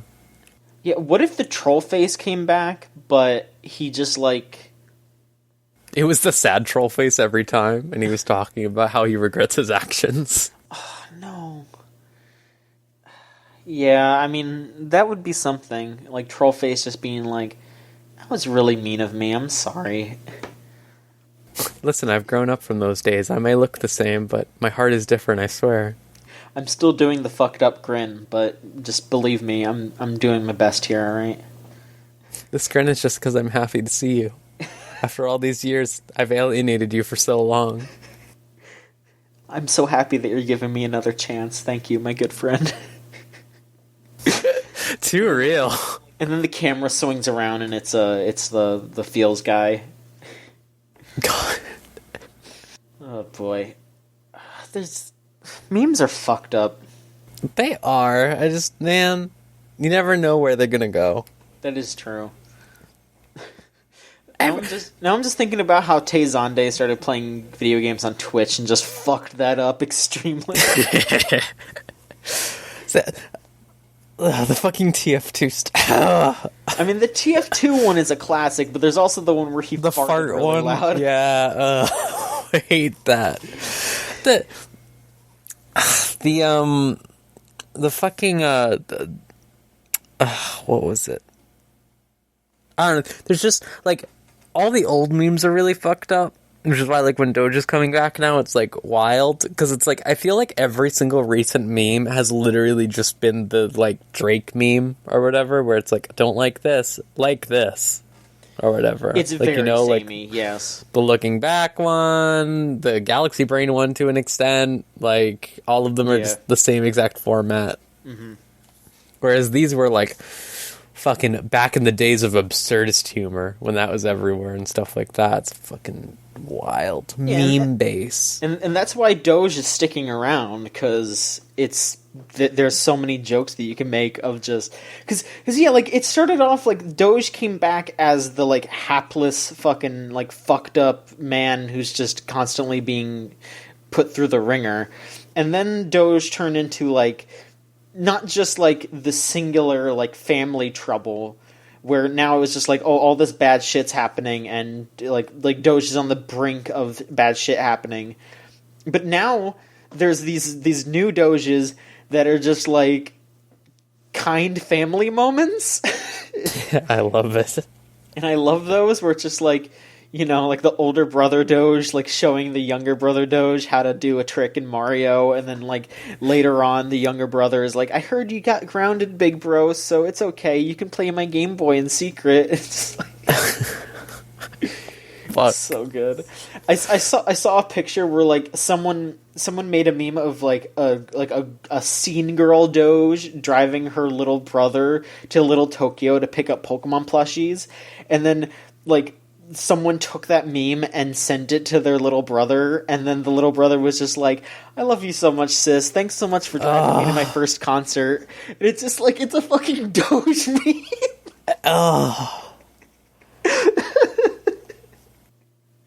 Like, it's hilarious, but it's also, like, actually bringing people together, and I can't help but love that. I don't know. I want to be surprised. I know. I say this. I say it all the time on this podcast, and it is kind of a cop out. But I prefer to be surprised. I want just the most random shit to come back, and for it to be really good. That's what I would want.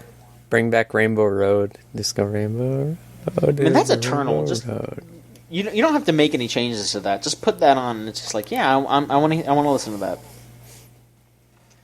All right, last question. If you want to send in a question, it's there's no email. It's just videogamechoochoo.tumblr.com/ask. CenturyPunk asks, playing through Sekiro, I grew to really love and understand Kusabimaru. What's your favorite sword in games? I don't know what Kusabimaru is. Is that the sword?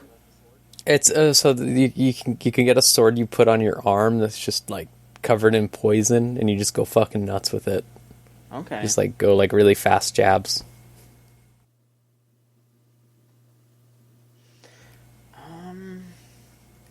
I don't know. I mean, there's some easy ones, you know, just be like a Beam Katana, you know. I mean, there's some good... It's weird because the swords don't really do anything different per se, but when I think of just good sword play in a game, I just think of The Witcher. Oh yeah, for sure. I know some people had problems with it, but I legitimately enjoyed.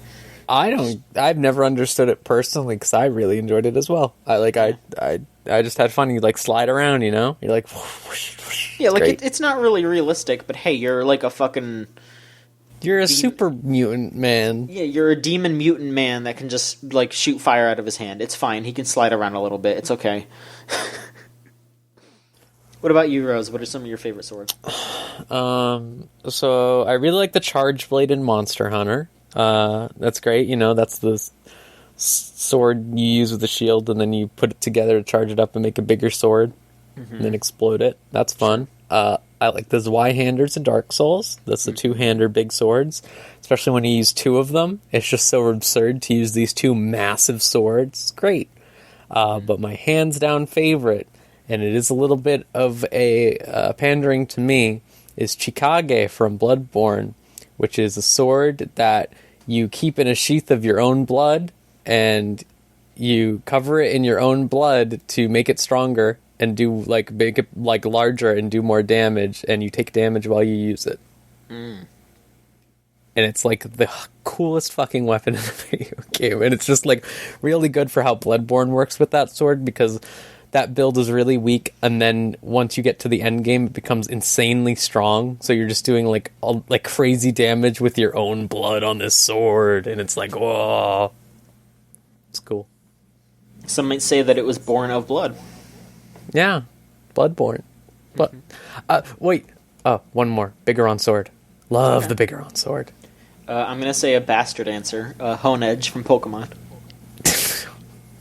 That's fine. You know, do you think Honedge will be... Wouldn't it be funny if Honedge isn't obtainable in Sword and Shield? Wouldn't that be fucking funny? Like, you just can't even get it? That's pretty good. That is pretty funny. That would be pretty funny. Alright. I guess that's it for this week's show. Rose, thank you so much for being on. Of course. Thank you. You know, the huge, to get it over with. At VGCC, Twitter, videogamechoochoo.tumblr.com/nothing, because it's just the site. That's the Tumblr. Come join the GameZone.zone. It's been a while since folks have come in. Come join. We're having fun in there. It's a fun time. The GameZone.zone is our Discord. Come join. Thanks to Melt Channel /Magic Circle for our theme song Crush off of the album Magic is Real. If you want to listen to more of their stuff, it's meltchannel.bandcamp.com and Magic Circuit on the Spotify. So go ahead and look that stuff up. I highly recommend you give $3 to the Patreon at patreon.com/VGCC. We have Chuchigatari Unlimited Train Works, which is our amazing anime podcast with me, Rose, and Trixie, where we talk about anime, and it's all very good. The anime isn't good sometimes, but, you know, we talk about it good. We do a good job with it. Mm-hmm. And then there's The Route for $3. You just drop $3 and you get 2 podcasts a whole week early. The Route is the actual play tabletop podcast that Janie runs. And everyone loves it. Everyone that listens to it seems like they fucking enjoy it like crazy. So absolutely, hop on that. Just $3 for everything. $3. That's all we're asking. That's it. I'm really busy with school, so I'm gonna be honest. I don't know if I'm gonna be doing many more streams in the future. I'm really busy. We'll see. Maybe if I have a break or something, I'll maybe do something. But I'm kind of tuckered out, so you'll have to forgive me. Solon's doing his streams on Sundays though, so watch those. That's fine. But yeah, we'll be back next week with another episode of the Video Game Choo Choo podcast. So long.